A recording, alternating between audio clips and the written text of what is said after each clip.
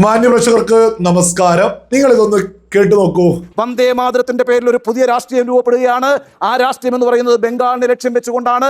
ബംഗാളിൽ തൃണമൂൽ കോൺഗ്രസിനെ ഇല്ലാതാക്കാനുള്ള ശ്രമത്തിന്റെ ഭാഗമായിട്ടൊരു ഡിവിഷൻ ഉണ്ടാക്കാൻ വേണ്ടിയിട്ടാണ് ഇന്നലെ ഈ പറയുന്ന 150-ാം വാർഷികത്തിന്റെ പേരിൽ പാർലമെന്റിൽ ഈ ചർച്ച നടന്നിരിക്കുന്നത്. ഓരോ പ്രാദേശിക പാർട്ടികളെയും ഇല്ലാതാക്കിക്കൊണ്ടിരിക്കുകയാണ് BJP. ഡൽഹിയിൽ ആം ആദ്മി പാർട്ടി ഇല്ലാതായി. ബീഹാറിൽ ഏതാണ്ട് RJDയുടെ സ്ഥിതി കഷ്ടമാണ്. ജാർഖണ്ഡ് മുക്തി മോർച്ച എപ്പോഴാണ് NDAയുടെ സഖ്യത്തിന്റെ ഭാഗമാകാൻ പോകുന്നത് നമുക്കറിയില്ല. ഇനി തീർക്കാനുള്ളത് TMC ആണ്. അതിനുശേഷമാണ് അവർ തെക്കേ ഇന്ത്യയിലേക്ക് വരിക. TMC ചെറിയ വെല്ലുവിളിയല്ല, തൃണമൂൽ ചെറിയ വെല്ലുവിളിയല്ല. ആ പാർട്ടിയെ ഇല്ലാതാക്കിക്കൊണ്ട് ബംഗാൾ പിടിക്കുക എന്നുള്ളത് ഒരു പൊളിറ്റിക്കൽ പ്രോജക്റ്റാണ് BJPയുടേത്.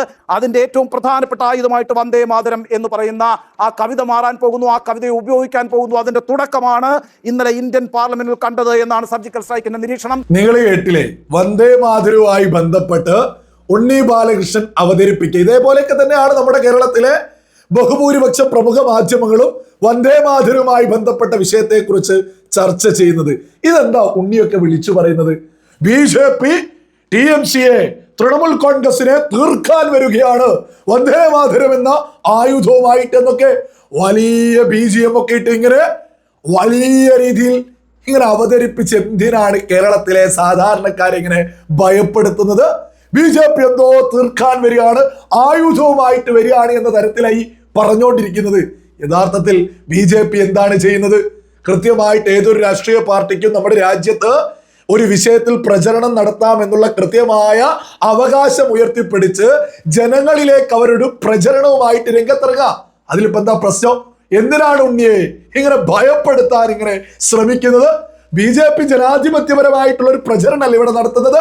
ഇതിനെ പ്രതിരോധിക്കാൻ പ്രതിപക്ഷത്തിന് സാധിക്കാത്തത് അത് BJPയുടെ തലയിലേക്കാണ് വെക്കുന്നത്. RJD തീർന്നു, AAP തീർന്നു. ഈ RJD ഉൾപ്പെടെയുള്ള ആളുകളൊക്കെ ജനങ്ങളെ വിശ്വാസത്തിലെടുക്കാൻ അവർക്കാവുന്നില്ല. അതിനേക്കാൾ കൂടുതൽ BJPക്ക് വിശ്വാസത്തിലെടുക്കാൻ സാധിക്കുന്നു. RJD കോൺഗ്രസ് മുന്നണി ഉണ്ടാക്കി തമ്മിൽ തല്ലായിട്ടല്ല 11 മണ്ഡലങ്ങളിൽ പോലും മത്സരിച്ചത്. ഇതൊക്കെ സകല മലയാളികളും തിരിച്ചറിയല്ലേ? അതായത് ഭാരതീയ ജനതാ പാർട്ടി ജനാധിപത്യപരമായിട്ടുള്ള പ്രചരണത്തില് ജനങ്ങളിലെ വിശ്വാസത്തിലെടുക്കുമ്പോ ഇവിടെയുള്ള മാധ്യമങ്ങള് എന്തോ ആയുധമായിട്ട് വന്നിട്ട് ഇതെന്തോ ബംഗാൾ പിടിച്ചെടുക്കാൻ പോവാന്ന്.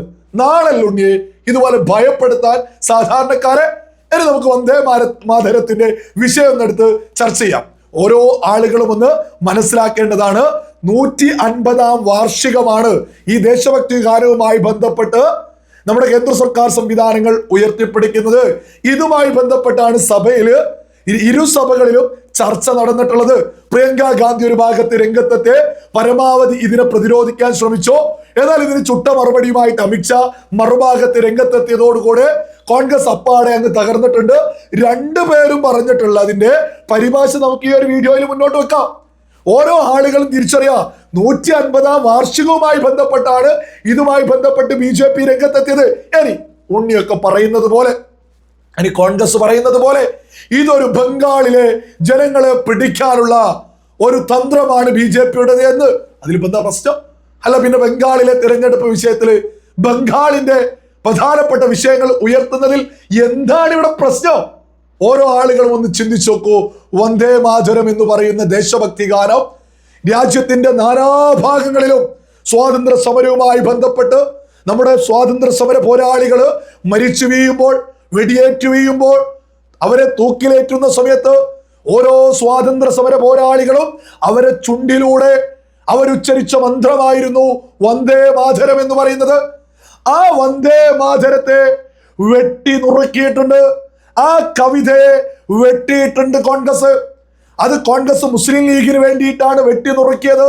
കവിത ചുരുക്കിയിട്ടുള്ളത്, വരികളെ കട്ട് ചെയ്തിട്ടുള്ളത് എന്ന് BJP കൃത്യമായിട്ട് ഉയർത്തിപ്പിടിക്കുന്നു. ഇത് ബംഗാളിലേക്ക് കണക്ട് ചെയ്യുന്നത്, ഈ കവിത എഴുതിയിട്ടുള്ളത് ബങ്കിം ചന്ദ്ര ചാറ്റർജിയാണ്. അതായത് ഓരോ ബംഗാളിയുടെയും ആത്മാഭിമാനമാണ്, ഈ രാജ്യത്തെ ഓരോ പൗരന്റെയും ആത്മാഭിമാനമാണ് വന്ദേ മാതരം. ബംഗാളിന് ഒരു പടി കൂടി ഉയർന്നു നിൽക്കും. കാരണം ആ കവിത എഴുതിയതുപോലും ഒരു ബംഗാളിയാണ്. അപ്പൊ സ്വാഭാവികമായിട്ടും ആ ബംഗാളികൾക്ക് വലിയ ആത്മാഭിമാനം ഉണ്ടാവും ആ വന്ദേ മാതരവുമായി ബന്ധപ്പെട്ട്. അത് കൃത്യമായിട്ട് BJP ഉയർത്തിപ്പിടിച്ച് അത് ഈ വരുന്ന തിരഞ്ഞെടുപ്പിലേക്ക് ഒരു ചർച്ചയാക്കുന്നതിൽ എന്താ തെറ്റുള്ളത്? എനിക്ക് തീരെ മനസ്സിലാവുന്നില്ല. കോൺഗ്രസിന് അത് പ്രതിരോധിക്കാൻ അങ്ങ് ഈ രംഗത്തെത്തിയാൽ പോരെ. കോൺഗ്രസ് എന്താ ഇവിടെ മറുപടി പറയുന്നത്? ഉണ്ണിയുടെ അതേ ഭാഷ എന്താ പറയുന്നത്? ഓ, ഇത് ബംഗാൾ പിടിക്കാനുള്ളതാണെന്ന്. പോട്ടെ, ഒരു വിഷയം BJP ഉന്നയിച്ചല്ലോ. എന്തിനാണ് കോൺഗ്രസ് അന്ന് വെട്ടി നുറുക്കിയത്?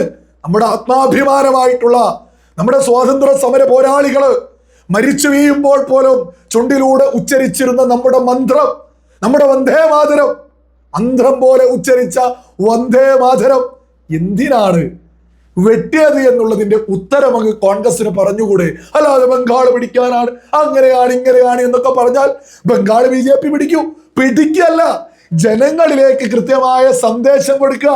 മുസ്ലിം ലീഗിലേക്ക് പ്രീണിപ്പിക്കാൻ കോൺഗ്രസ് തുടക്കകാലം മുതൽ, സ്വാതന്ത്ര്യ സമര കാലം മുതൽ ഇതൊക്കെ ചെയ്തിട്ടുണ്ട് എന്ന് കൃത്യമായിട്ട് BJP ഉയർത്തിപ്പിടിക്കുക. അത് ബംഗാളിലെ ജനത തിരിച്ചറിഞ്ഞാൽ, ദേശീയതക്കൊപ്പം അവർ നിലകൊണ്ടാൽ ഇതിലെന്താ പ്രശ്നം? ഇതിലെന്താ തീർക്കാനൊക്കെ രംഗത്തിറങ്ങുക എന്നൊക്കെ പറയുന്നത്? അതെത്ര ഉളുപ്പില്ലായ്മ! പ്രിയങ്ക ഗാന്ധി ഇതുമായി ബന്ധപ്പെട്ട സഭയിൽ എന്താണ് പറഞ്ഞത് എന്നതിന്റെ പരിഭാഷയാണെന്ന് വായിച്ചു കേൾപ്പിക്കാം. പ്രിയങ്ക ചോദിക്കുകയാണ്, വന്ദേ മാതരം ഇന്ന് നമ്മൾ ഇവിടെ ചർച്ച നടത്തുന്നത് എന്തുകൊണ്ട്? ഇത് നമ്മുടെ ദേശീയ ഗാനമാണ്. ഇതിനെക്കുറിച്ച് എന്ത് ചർച്ചയാണ് നടത്താൻ കഴിയുക? ഇന്ന് നമ്മൾ ഇവിടെ ഈ ചർച്ച നടത്തുന്നത് രണ്ട് കാരണങ്ങളാലാണ്.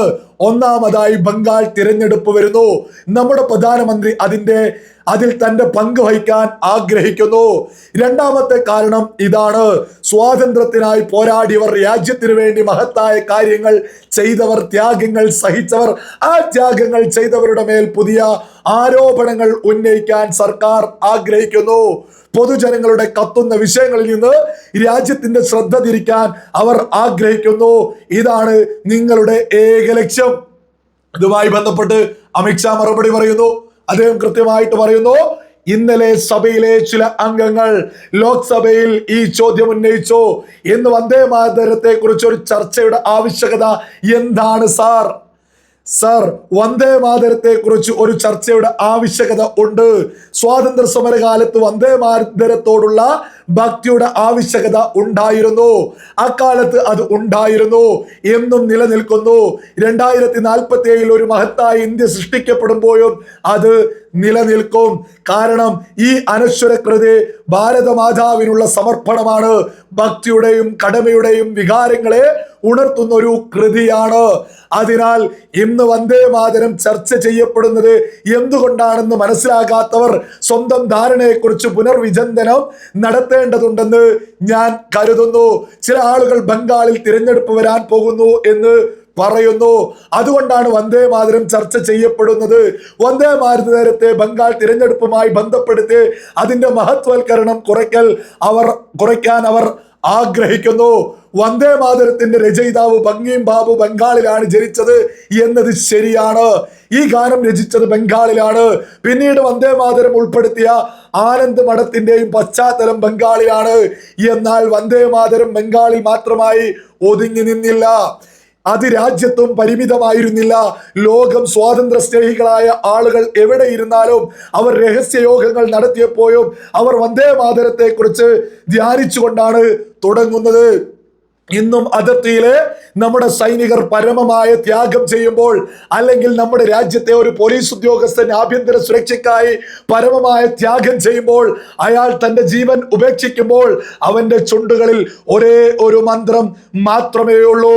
അത് വന്ദേ മാതരം ആണ്. വളരെ ലളിതമായിട്ട് ഇതുമായി ബന്ധപ്പെട്ട് ഒരു ചോദ്യം മുന്നോട്ട് വെക്കാനുള്ളത് കോൺഗ്രസ് പറയുന്നത്, പ്രിയങ്ക പറയുന്നത്, ഇവിടെ കത്തുന്ന ജനങ്ങളുടെ വിഷയങ്ങളുണ്ട് എന്നല്ലേ? അവരത് പരമാവധി ചർച്ച ചെയ്യട്ടെ. ഇത് BJP ബംഗാളിൽ ഇത് ചർച്ച ചെയ്യുകയാണെങ്കിൽ അവരും അത് ചർച്ച ചെയ്യട്ടെ. എന്നിട്ട് ജനങ്ങൾ എന്താണ് സ്വീകരിക്കുന്നത് എന്ന് നമുക്ക് കാത്തിരുന്ന് കാണാം. ഇതിനെന്തിനാണ് ഉണ്ണിയൊക്കെ ഇവിടെ സാധാരണക്കാരെ ഭയപ്പെടുത്തി BJP പിടിക്കാൻ വരുന്നോ, TMCയെ തീർക്കാൻ വരുന്നോ എന്നൊക്കെ ഭയപ്പെടുത്തുന്നത്? ഈ ഭാരതീയ ജനതാ പാർട്ടിയുടെ കൃത്യമായ പൊളിറ്റിക്സ് വളരെ വ്യക്തമാണ്. അവർ രാജ്യത്തിന്റെ, ദേശത്തിന്റെ സ്നേഹത്തെ കൃത്യമായിട്ട് ഉയർത്തിപ്പിടിക്കും. സാധാരണക്കാരുടെ വികസനത്തെ കുറിച്ച് അവർ ചർച്ച ചെയ്യും. സാധാരണക്കാരുടെ വിദ്യാഭ്യാസ രീതികളെ കുറിച്ച്, ആ വിദ്യാഭ്യാസത്തെ ഉന്നത നിലവാരത്തിലേക്ക് എത്താനുള്ളത് ചർച്ച ചെയ്യും. കൃത്യമായിട്ട് സാമ്പത്തികമായിട്ടുള്ള വലിയ പദ്ധതികളെ കുറിച്ച് അവർ ചർച്ച ചെയ്യും. ഒരു നാടിനെ പുരോഗതിയിലേക്ക് കൊണ്ടുവരുന്നത് ചർച്ച ചെയ്യും. അവർ നാനാഭാഗങ്ങളിലുള്ള വിഷയങ്ങളിലും ചർച്ച നടത്തും. അതേസമയം കോൺഗ്രസ് BJP പറയുന്ന ഓരോ വിഷയത്തിനും പ്രതിരോധം തീർക്കാൻ പോലും ആവാതെ ഇലക്ഷനിലേക്ക് എത്തി റിസൾട്ട് വരുമ്പോൾ 8 നിലയിൽ പൊട്ടുന്നതല്ലേ നമ്മൾ കാണുന്നത്? ഇതല്ലേ യാഥാർത്ഥ്യം? സഭയിൽ പോലും പ്രിയങ്ക പറയുന്നത് എന്ത്? അതിന് വരുന്ന മറുപടി എത്രത്തോളം ഉറപ്പുള്ള മറുപടി, എത്രത്തോളം ചുട്ട മറുപടിയാണ് അമിത്ഷാ കൊടുക്കുന്നത്? ഈ ചോദ്യവും അതിന്റെ ഉത്തരവും വരുമ്പോൾ തന്നെ ബോധമുള്ള ജനത അമിത്ഷാ കൈയടിക്കില്ലേ? ഇതൊക്കെയല്ലേ ഇവിടെ നടക്കുന്നത്? എന്തിനാണ് ഉണ്ണിയെ ഇവിടെ ജനാധിപത്യപരമായിട്ടല്ലേ സകലതും നടക്കുന്നത്? എന്തിനാണ് ഇവിടെ ഒരു ഭയപ്പെടുത്തൽ മനഃപൂർവ്വം നിരന്തരം ഉണ്ടാക്കിക്കൊണ്ടിരിക്കുന്നത്?